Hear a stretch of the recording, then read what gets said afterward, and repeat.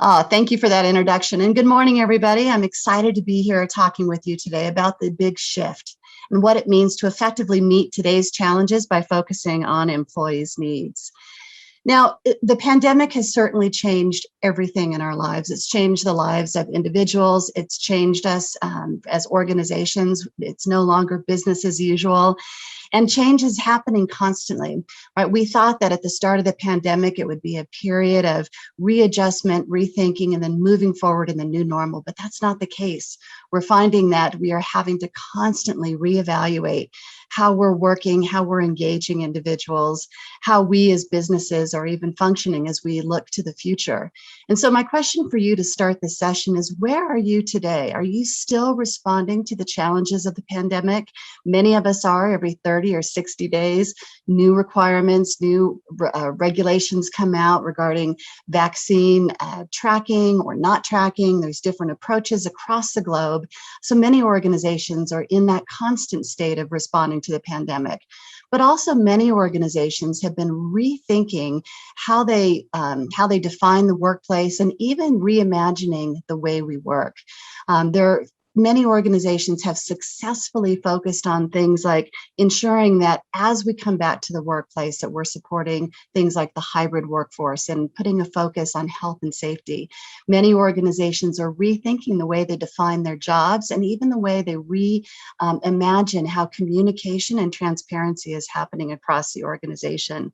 And those organizations that are being successful in these various stages of moving through the pandemic and re-preparing, reimagining our businesses for the future are finding that they are taking a shift in mindset. Those who are really finding success in being resilient and agile in this very turbulent time are shifting their mindset to meet the employees' needs, to focus on their most critical business challenges by focusing on the employee perspective. How do we ensure that we have the skills that we need in the organization? We do that by focusing on the individual and ensuring that they have the greatest access, that they have the greatest opportunity to express their capabilities for new opportunities in the organization. How do we ensure that employees are engaged and want to come back and feel safe coming back? We do that by focusing on health, well-being, and safety. The other major shifts in mindset here, as you can see, is a focus on inclusion, diversity, and equity. A focus on flexible work and work structures, really focusing on understanding that employees are going to choose where and when and how they work in your organization. And they want access to the same technology, whether they're in the office, whether they're on the go, or whether they're working from home. So we need to really help individuals understand what's possible for them in these new flexible work structures. But underpinning it all is a focus on tailored employee expectations.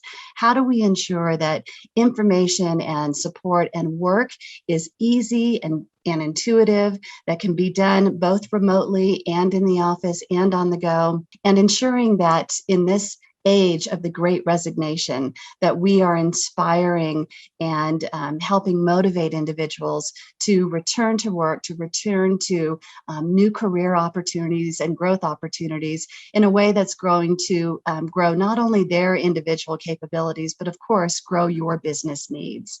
So what I want to do is spend about 15 minutes drilling down into each one of these areas, because again, in our role at Oracle, we spend a tremendous amount of time talking to CHROs and HR thought leaders and understanding the real challenges of businesses, especially in this time as we're moving through and beyond the pandemic. And one of the top initiatives for many organizations is that need to focus on skills. They need to help individuals better connect to the work and the opportunities that are available today and that are coming in the future. And managers and organizations really need to have support in identifying and developing the right skills for their organization. Now, it's interesting. Even before the pandemic hit, in a survey, we found that over 68% of CHROs said that building critical skills and capabilities for their organization was #1 on their top list of 5 imperatives for their organization. And the question on the minds of so many HR leaders today is, how do we know what skills we need for our business? How do we know what skills we have today? How do we know what skills we're going to need for the future? And how do we build enterprise capability with all of these unknowns? And adding to the challenge is the fact that skills become obsolete very quickly. It was in a research report published by Gartner. They showed that just over a third of the skills that were required on job listings just 4 years ago have become obsolete today.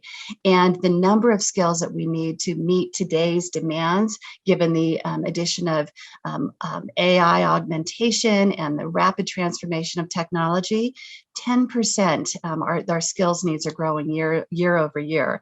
So really, what are we doing? What are we doing as an industry? How do we meet this challenge of taking a skills-centric approach when there's so many questions about skills in the organization?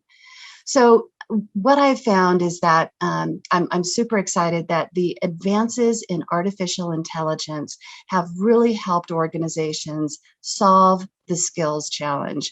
We're finding that by applying artificial intelligence to the information we know about skills on individuals' resumes, the way we describe our jobs, job titles, artificial intelligence today can link together and understand the relations and mappings between all of those components and help do a much better job of connecting people to opportunities across your organization. These opportunities may be jobs, they may be learning and development opportunities, they may be opportunities to connect with career mentors and ambassadors or part-time projects within your organization. But with the advent of artificial intelligence and deep learning engines, we're finding these hurdles of understanding the skills, of our inability to really understand the adjacent skills is being solved. And now we can infer and understand skills better of individuals. And this is so incredibly important, especially in India, because there is a significant skills gap that's looming. You've got there's a very strong young population that should be leading the industry, the country to higher economic growth, but there's a significant skills gap. We found in research that India lags across other countries in the areas of business, technology, and data science skills, and it ranks just 66th place in both technology and data science. So clearly, skill centricity is an imperative, not just for industries across the globe, but specifically in organizations across India. Now, the second key imperative that organizations need to focus on, and this big shift in thinking, is around health and well-being and safety. Last year at Oracle, we conducted our own AI at Work study, and the survey results were really quite amazing. We found that 70% of the global workforce reported, as you would expect, that the year 2020 was their most stressful year ever, and 78% said that their mental health was negatively affected. And so a shift needs to happen where HR is paying much more attention than ever, not only to the employee's safety, but also to ensuring the mental and physical well-being of their workforce so that they can bring their full selves back to work. Now, we saw that 80% of HR leaders had said that before the pandemic, they were already starting to focus a bit more in this area. But now, of course, with the advent over the last 18 months, it has indeed become a much larger focus. And so what do we do? How do we move beyond the traditional reporting of incidents and illnesses to really having a mindset on the true well-being and health and overall safety of our workforces?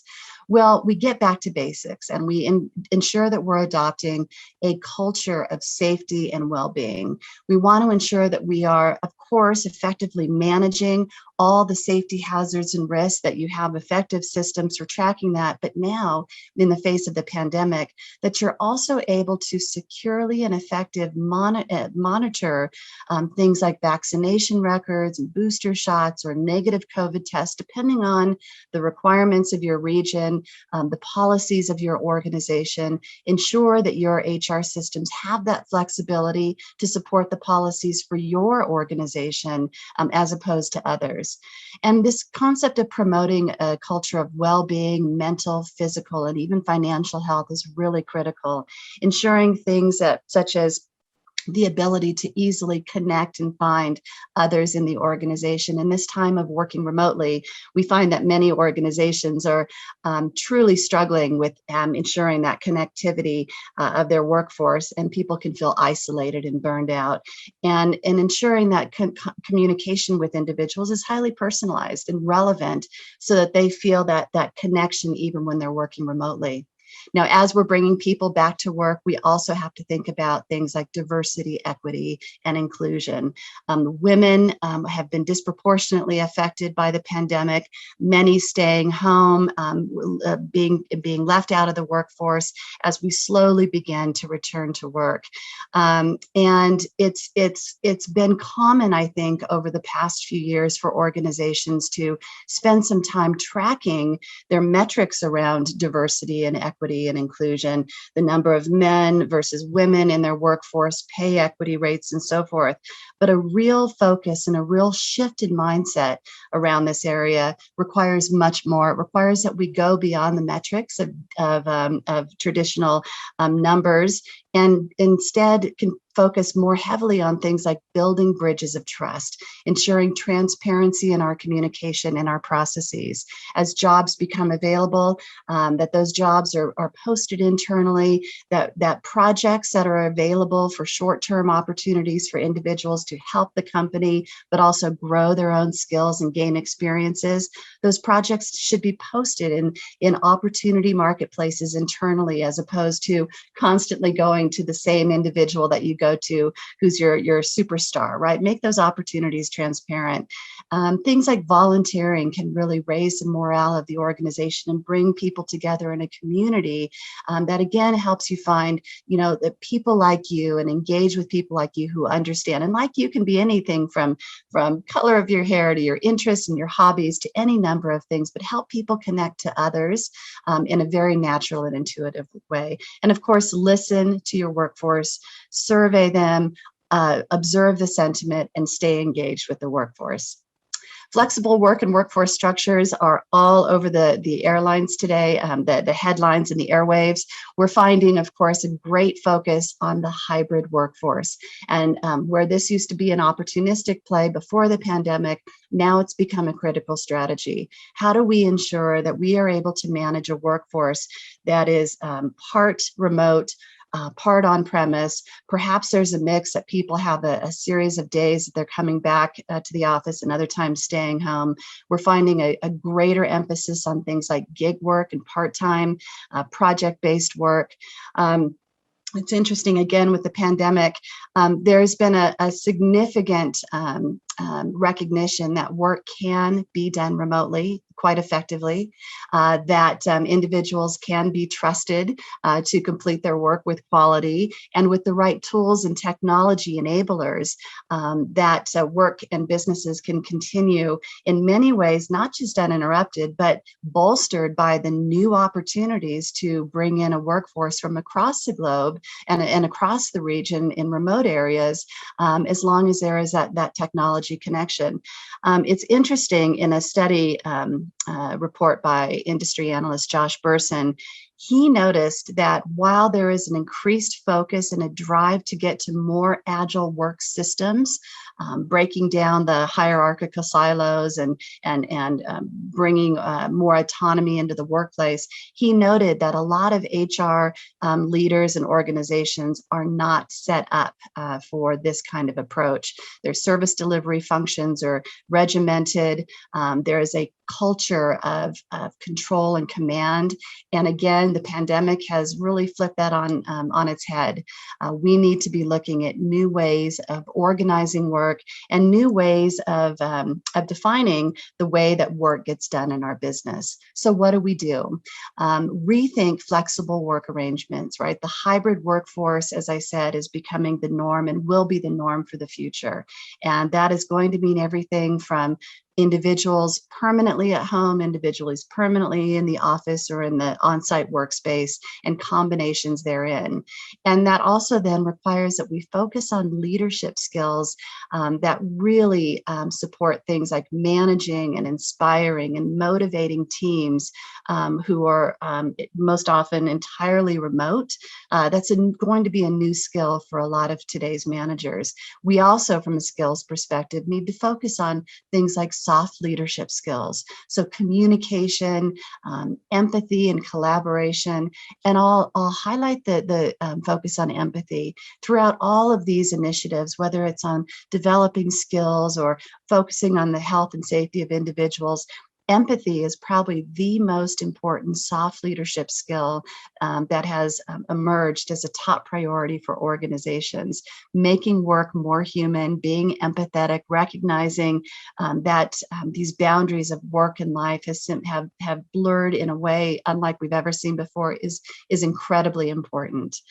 We also need to ensure more autonomy, democratizing data insights, giving individuals the access to the information that they need in a safe and controlled way, ensuring security of information, but enabling managers and leaders to create their own analytics on the fly, for example, as opposed to being tied to the capabilities of their HR and IT organization. The final piece, of course, is experiences and tailoring those to the individual. I think that this concept underpins all of those initiatives that I've talked about here. We need to ensure that the experience isn't just something that's driven by HR, but it's truly a company-wide initiative. And so how do we ensure that? There are tools and capabilities in the market today that let you tailor these experiences for individuals to assemble using artificial intelligence and other capabilities. The guided support and knowledge and connection and information they need, whether it's a journey that's typically managed by HR, such as a change in job or some training or career advancement, or it could be something unrelated to HR, such as I'm a financial planner and I'm closing the books, or I'm managing the relationship of vendors for the organization. Ensuring customized, really personalized experiences is critical, but it also means that the experience of interacting with your software should be intelligent and personalized. Ensure that I can communicate and interact with data through digital assistants and chatbots. Ensure that I have complete mobile access, the same access on my phone as I do on the dashboard. So this focus on tailored employee experiences is really an imperative. To close out this session, I just want to say really quickly is we need to take this shift, right? Focus on these 5 key imperatives and shift our mindset so that we can move beyond just surviving the pandemic to actually thriving in it.